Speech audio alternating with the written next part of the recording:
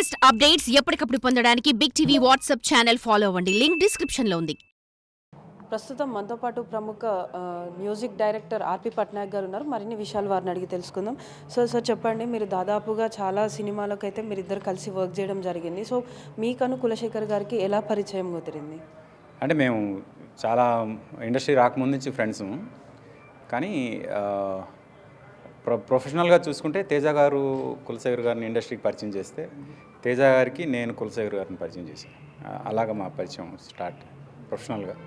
అక్కడ నుంచి ఇంకా more than 80% of my songs ఆయనే రాశారు కాబట్టి నా సక్సెస్లో 50% ఆయనది.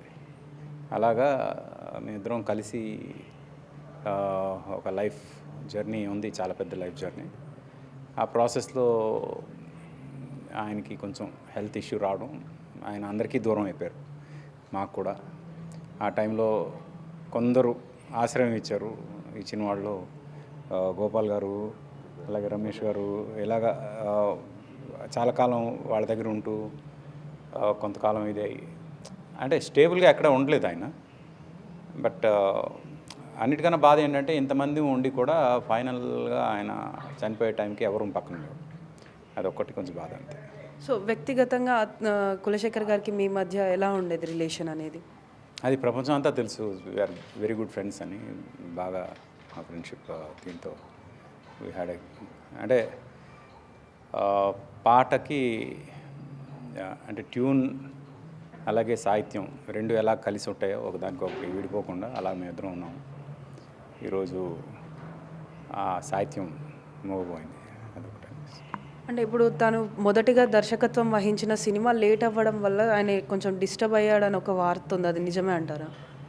కాదండి, కాదు. ఆయన కోమాలోకి వెళ్ళే టైంకి ఆయనకి ఏం జరిగింది అనే విషయం ఆయనకే తెలుసు.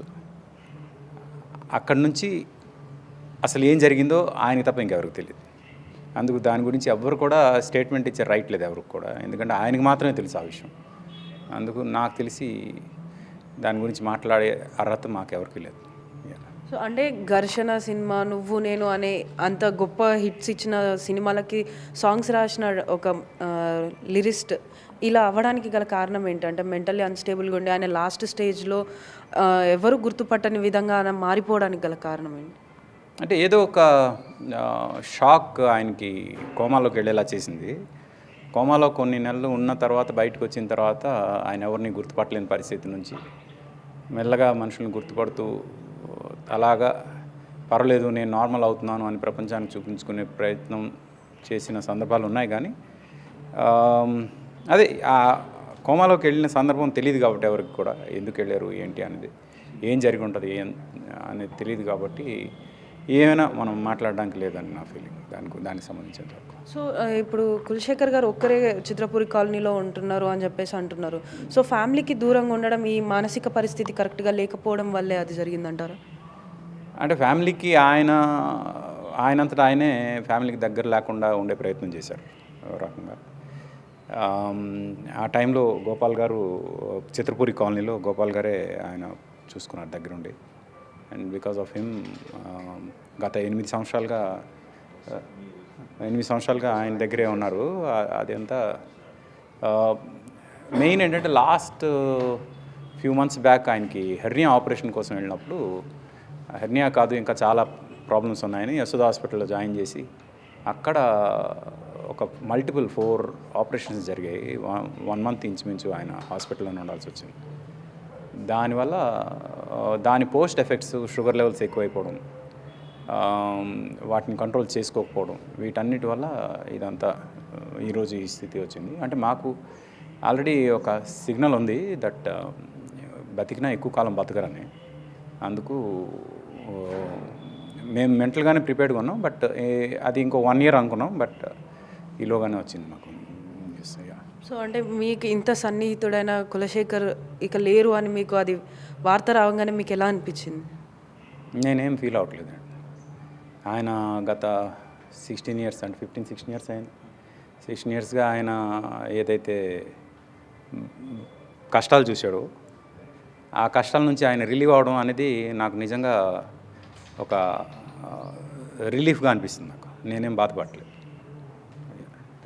సో గోపాల్ గారు మీరు చెప్పండి, ఆయన ఒక దాదాపుగా మీతో పాటు కూడా కొంచెం ట్రావెల్ చేశాడు. సో అతను మీ దగ్గర ఉన్నప్పుడు ఏ విధంగా ఉండేది? అంతా ఎప్పుడు పాజిటివ్, చాలా పాజిటివ్గా ఎప్పుడు డిస్కరేజ్ అవ్వడం అంటూ ఏముండదు. ఆర్పి సారు వాళ్ళతోటి అసోసియేషన్ బాగుంది. సార్ కూడా చాలా బాగా బ్యాక్ బోన్లో ఉండి హెల్ప్ చేశారు. సో మీకు కులశేఖర్ గారికి రిలేషన్ ఏంటి అసలు? మా కజిన్ అండి, తమ్ముడు అవుతాడు. ఎప్పుడూ వర్క్ ఓరియంటెడ్ అంతే. ఇంకొక యావిగేషన్ కానీ ఇంకో ఆలోచన కానీ ఎప్పుడూ సినిమా సినిమా సినిమా, సాహిత్యం సాహిత్యం సాహిత్యం అంతే. సో అంటే ఆయనకి దాదాపుగా ఇప్పుడు సాహిత్యం వైపే ఉండి గొప్ప గొప్ప పాటలన్నీ రాశాడు. సో ఆయనకి మానసికంగా ఆయన మానసిక స్థితి కరెక్ట్గా లేకపోవడానికి కారణం ఏమై ఉంటారు? మానసికంగా అంటూ ఏమీ లేదండి. అది ఇంతకుముందు ఏదో అది కొమ్మలోకి వెళ్ళడం వల్ల కానీ హీ కేమ్ అప్, దాని నుంచి ఈ came out of all that. అంటే మునుపటి సాహిత్యానికి ఏంటంటే అవకాశాలు లేకపోవడం, ఆయన మళ్ళీ మళ్ళీ ప్రూవ్ చేసుకోవడానికి ఒక మంచి సినిమా ఒక మంచి పాట వస్తే డెఫినెట్లీ రాసేవాడేమో, కానీ ఎప్పుడు సినిమాని సాహిత్యాన్ని వదలలేదు. సో అంటే ఇప్పుడు ఆయన లాస్ట్ స్టేజ్లో ఇప్పుడు మొన్నటి వరకు కూడా మీతోటే ఉన్నారు. సో ఆయన గత కొన్ని రోజుల క్రితం వారం రోజుల నుంచి ఫుడ్ లేదు అని చెప్పి అది ఆయన రోడ్డు పైన నడుచుకుంటూ వెళ్తుంటే పంజాగుట్టలో కింద పడిపోయాడు అని చెప్పేసి ఒక వార్త అయితే వచ్చింది. సో ఆ సిచ్యువేషన్ రావడానికి కారణం ఏంటండి? లేదు, అది కొంచెం మన సర్జరీ మార్చిలో అయింది, అప్పటి నుంచి ఉన్నారు. ఒక 1 వీక్ 10 డేస్ బ్యాక్ నుంచి ఆయన మానసికంగా స్టేబుల్గా లేక వెళ్ళిపోయారు. మేము ట్రేస్ అవుట్ చేయడానికి ట్రై చేసాము, ఎక్కడా కనిపించలేదు. నిన్నే తెలిసింది నాకు కూడా. సో ఆయన ఫ్యామిలీకి దూరంగా ఉండడానికి గల కారణం ఈ మెంటల్ అన్స్టేబిలిటీ అని ఎప్పుడూ మళ్ళీ ప్రూవ్ చేసుకోవాలి, నేను సాధిస్తాను, నేను మళ్ళీ విన్ చేస్తాను అంతే. ఆయన ఈ భావబంధాలు వేటికి ఆయనకి సినిమా సాహిత్యం విజయం అంతే. సో మీరు చెప్పండి రమేష్ గారు, మీకు కులశేఖర్ గారికి మధ్య రిలేషన్ ఏంటి? నాకు గోపాల్ గారి ద్వారానే పరిచయం ఉంది. అంటే అంతకుముందు పరిచయం ఉంది కానీ మేము మాట్లాడుకున్నంత పరిచయం అయితే ఏం లేదు. మామూలుగా కనిపిస్తే పలకరించుకునేవాళ్ళం అంతే. గోపాల్ గారు ఒకసారి మేము డబ్బింగ్ స్టూడియో పెట్టాను, నేను రమేష్ స్టూడియోస్ అని మనకొండలో పెట్టినప్పుడు నా దగ్గరికి తీసుకొచ్చారు. అంటే మేము కొన్ని ప్రైవేట్ ఆల్బమ్ సాంగ్స్ అలా కొన్ని యూట్యూబ్ కోసం కొన్ని ప్రోగ్రామ్స్ చేద్దామని అనుకున్నప్పుడు నాకు దగ్గర తీసుకొచ్చి పరిచయం చేశాడు. అప్పుడు మేము కూర్చొని మాట్లాడుతున్నప్పుడు కొన్ని ప్రోగ్రామ్స్ రాశారు ఆయన. చాలా అన్ఫార్చునేట్లీ ఏంటంటే ఆ ప్రోగ్రామ్స్ చేయలేకపోయాం. కొన్ని రాశారు, సాంగ్స్ రాశారు, కొన్ని లాస్ట్ మూమెంట్లో కొన్ని సాంగ్స్ ఉన్నాయి, మంచి అద్భుతమైన సాంగ్స్ ఉన్నాయి. అవి చేద్దాం, బాగా చేద్దాం అనే ఉద్దేశంతోనే మనం వెయిట్ చేసాం. కాకపోతే ఆయన ఒంటరిగా ఉండటానికే ఇష్టపడేవాళ్ళు. ఆయన ఫ్యామిలీ దూరంగా ఉంది లేదు వీళ్ళని కాదు కానీ ఆయనే దూరంగా పెట్టారు. ఆయన ఒక్కడే ఉండటానికి ఇష్టపడతాడు కాబట్టి అలా ఉందని అనుకున్నాం.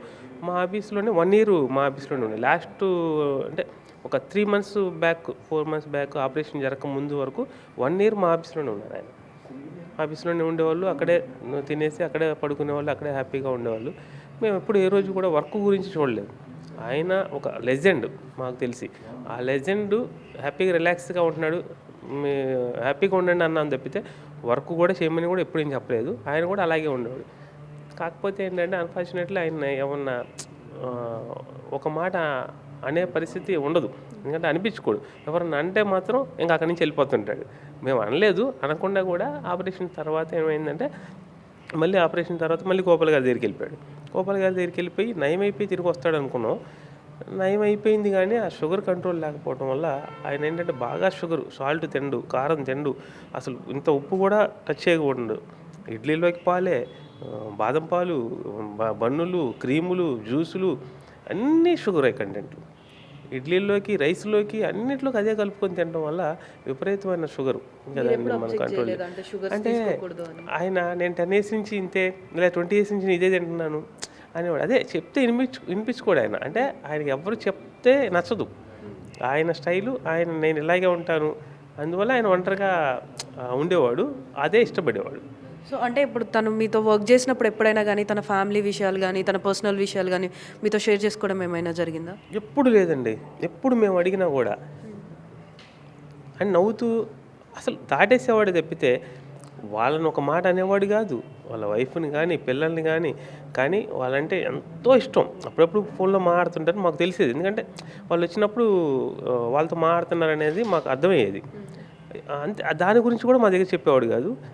అలా అని చెప్పేసి ఒక్క మాట కూడా వాళ్ళని అనేవాడు కాదు, ఇంకోళ్ళని అన్నిచ్చేవాడు కాదు. అంటే ఈ పరిస్థితి వస్తుంది అని ఎక్స్పెక్ట్ చేసాం మేము 6 months నుంచి ఎక్స్పెక్ట్ చేస్తున్నాం. ఎందుకంటే ఆఫ్టర్ ఆపరేషన్ ఆయన కొంచెం కేర్గా ఉండాల్సింది, ఆయన వినిపించుకోకపోవడం వల్ల మేము అదే ఆర్పి గారు చెప్పినట్టే మేము ఎక్స్పెక్టెడ్ ఇది, అన్ఎక్స్పెక్టెడ్ ఏం కాదు, ఎక్స్పెక్టెడే కానీ కథే ఇలా జరిగిద్ది అని అనుకోలేదు. ఇంకొన్ని ఆయన చెప్పినట్టు ఇంకో 1 year ఉంటారని అనుకున్నాం, బ్యాడ్ లక్ అంతే. కానీ ఒక మంచి అంటే ఒక సినీ ప్రపంచంలో ఒక వెలుగు వెలిగిన ఆయన ఫైనల్ స్టేజ్ ఇలా ఉండకూడదు అనేది నాకు అనిపించింది. బట్ మన చేతిలో ఏం లేదు కాబట్టి చేయలేం.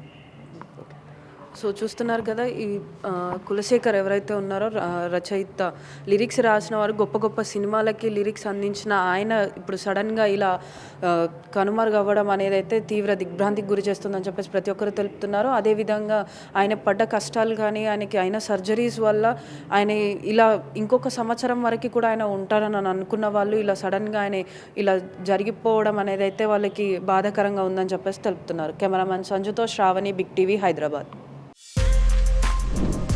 For more videos like this, subscribe Big TV channel.